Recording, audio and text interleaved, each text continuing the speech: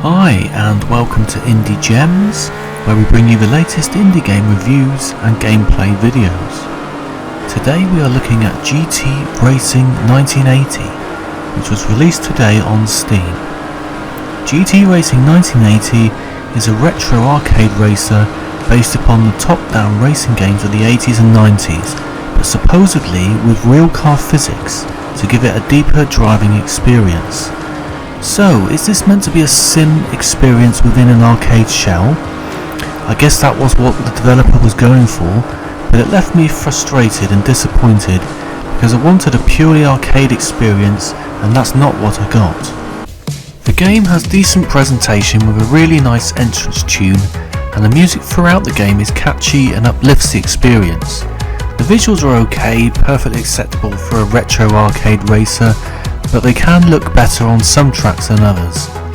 There's a fair amount of content with a free practice option, a career mode with 3 divisions, rivals, invitationals, and a 2-player mode where you can race in split screen. There's also a hidden mode called Gym, but I didn't uncover this.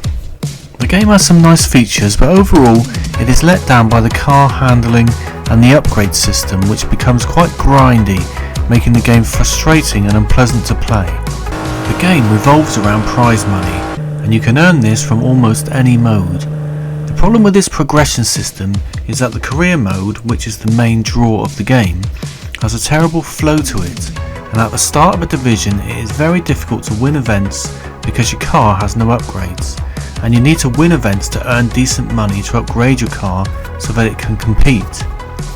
This means you have to enter other disciplines like time attack and invitationals to earn low-level prize money to be able to upgrade your car and get to the level of the other racers. This takes a while because upgrades get more expensive as you get better cars and enter higher divisions, and the upgrades double in price as you upgrade. Even though the time attack mode is absurdly easy to win first place, even when you crash 5 times on a short lap, it still takes a while to fill the coffers. It's not even a case of slogging through the division, picking up 4th or 5th places where you can, and repeating the division until you have enough money to upgrade, because you only get prize money for a podium finish, and the handling is either really bad or purely based on sim racing, so I was lucky to finish a race, let alone get placed on the podium. As soon as you try and go around any corner at speed, the car will spin out, and the only way I successfully navigated any corner was to slow down considerably and watch all my competitors overtake me. There is no drifting in this game at all, only cornering carefully, and your car has absolutely no weight to it at all, so if you are nudged just very slightly you will spin out, and it takes forever to get your car back on the track. I find myself restarting race after race after race, because I kept spinning out just from going around a corner, and it would be impossible to catch anyone up after a spin. The career mode was quite enjoyable in the starting division. I found it quite easy to fully upgrade my car with the prize money on offer, and it was okay to race with minimal spin outs on corners, just the odd wobble. But as soon as you start Division 2, this is where better cars and more horsepower cause spin outs, and I just found it impossible to drive. I don't play sim games because of reasons like this. I much prefer drifting around corners at top speed in an arcade fashion, and you just cannot do this in GT Racing.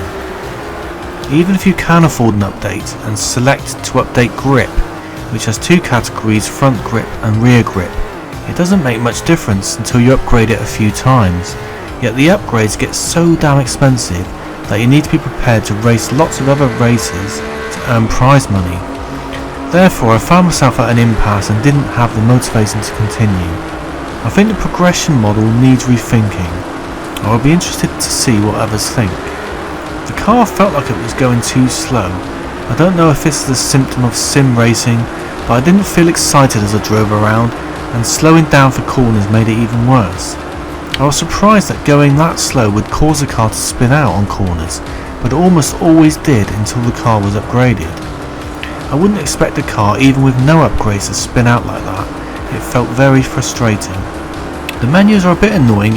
It is very difficult to see where the cursor or active area is, and you have to move your gamepad a few times just so you can catch the movement and know where you are. This makes navigating the menus problematic. The garage, where you can buy and upgrade cars, is hidden, and I had difficulty finding it when I wanted it, but I later discovered that pressing the back button on the menu takes you there. Just put a garage icon on the menu, please. In conclusion, GT Racing 1980 is a sim racer in an arcade shell. Behind the arcade facade, retro tunes and 80s aesthetic lies a racer where cornering is very difficult at any kind of speed, and you will continually spin out unless you are very careful, something the other cars don't seem to have a problem with. Upgrades are very expensive to buy, meaning it is difficult to compete initially, and difficult to earn enough money to buy those upgrades without a lot of grinding for little reward. If you enjoy sim racing and the fact it is presented in a retro bubble interests you, then check it out. But if you enjoy arcade racing, then I'd give this one a miss. The devs are quite active with their updates though, so watch its progress if this interests you. Okay, that's all we have time for today. I hope you enjoyed the video, and please feel free to make a comment, press the like button, or subscribe to the channel if you would like to see more. Thanks, and see you soon.